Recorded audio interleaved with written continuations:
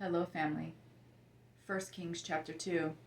As the time approached for David to die, he ordered his son Solomon, "As for me, I am going the way of all of the earth. Be strong and be a man. And keep your obligation to the Lord your God to walk in his ways and to keep his statutes, commands, ordinances, and decrees. This is written in the law of Moses, so that you will have success in everything you do and wherever you turn, and so that the Lord will fulfill his promise that he made to me. If your sons take care to walk faithfully before me with all their heart and all their soul, you will never fail to have a man on the throne of Israel. You also know what Joab son of Zeruiah did to me, and what he did to the two commanders of Israel's army, Abner son of Ner and Amasa son of Jether. He murdered them in a time of peace to avenge blood shed in war. He spilled that blood on his own waistband and on the sandals of his feet.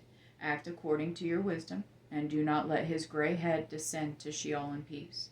Show kindness to the sons of Barzillai the Gileadite, and let them be among those who eat at your table, because they supported me when I fled from your brother Absalom. Keep an eye on Shammai son of Gera, the Benjaminite from Behurim, who was with you. He uttered malicious curses against me the day I went to Mahanaim. But he came down to meet me at the Jordan River, and I swore to him by the Lord, I will never kill you with the sword, so don't let him go unpunished, for you are a wise man. You know how to deal with him to bring his gray head down to Sheol with blood." Then David rested with his ancestors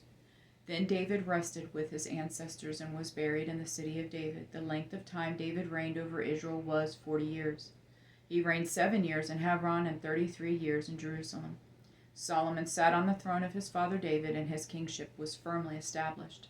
Now Adonijah, son of Haggith, came to Bathsheba, Solomon's mother. She asked, "Do you come peacefully?"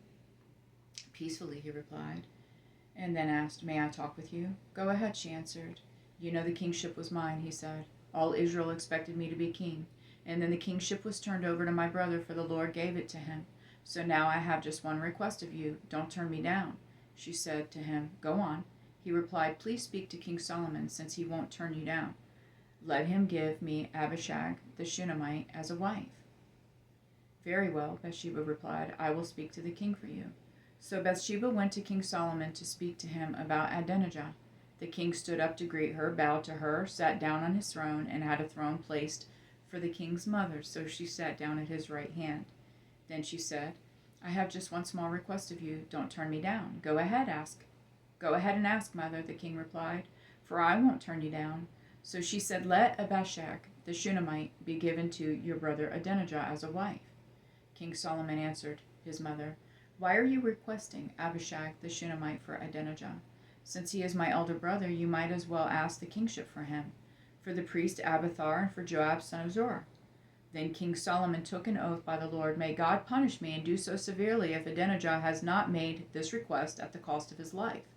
And now, as the Lord lives, the one who established me, seated me on the throne of my father David, and made me a dynasty as he promised, I swear Adonijah will be put to death today."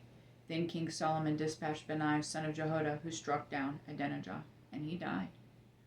The king said to the priest Abiathar, "Go to your fields in Anathoth, even though you deserve to die. I will not put you to death today, since you carried the ark of the Lord God in the presence of my father David, and you suffered through all that my father suffered." So Solomon banished Abiathar from being the Lord's priest, and it fulfilled the Lord's prophecy he had spoken at Shiloh against Eli's family. The news reached Joab, since he had supported Adonijah, but not Absalom. Joab fled to the Lord's tabernacle and took hold of the horns of the altar. It was reported to King Solomon, Joab has fled to the Lord's tabernacle and is now beside the altar." Then Solomon sent Benaiah son of Jehoiada and told him, "Go and strike him down." So Benaiah went to the tabernacle and said to Joab, "This is what the king says, come out." But Joab said, "No, for I will die here." So Benaiah took a message back to the king. "This is what Joab said, and this is how he answered me." The king said to him, "Do just as he says. Strike him down and bury him, in order to remove from me and from my father's family the blood that Joab shed without just cause.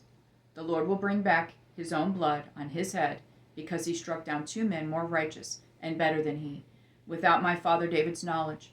With his sword Joab murdered Abner son of Ner, commander of Israel's army, and Amasa son of Jether, commander of Judah's army. The responsibility for their deaths will come back to Joab and to his descendants forever. But for David, his descendants, his dynasty, and his throne, there will be peace from the Lord forever. Benaiah son of Jehoiada went up, struck down Joab, and put him to death. He was buried at his house in the wilderness. Then the king appointed Benaiah son of Jehoiada in Joab's place over the army, and he appointed the priest Zadok in Abithar's place. Then the king summoned Shimei and said to him, "Build a house for yourself in Jerusalem and live there, but don't leave there and go anywhere else. On that day you do leave and cross the Kidron Valley. Know for sure that you will certainly die. Your blood will be on your own head." Shimei said to the king, "The sentence is fair. Your servant will do as my lord the king has spoken." And Shimei lived in Jerusalem for a long time. But then at the end of 3 years, 2 of Shimei's slaves ran away to Achish son of Maacah, king of Gath. Shimei was informed, "Look, your slaves are in Gath." So Shimei saddled his donkey and set out to Achish at Gath to search for his slaves. He went and brought them back from Gath. It was reported to Solomon that Shimei had gone from Jerusalem to Gath and had returned. So the king summoned Shimei and said to him, "Didn't I make you swear by the Lord and warn you, saying, on the day you leave and go anywhere else, know for sure that you will certainly die? And you said to me, 'The sentence is fair, I will obey.' So why have you not kept the Lord's oath and the command that I gave you?" The king also said, "You yourself know all the evil that you did to my father David. Therefore the Lord has brought back your evil on your head. But King Solomon will be blessed, and David's throne will remain established before the Lord forever."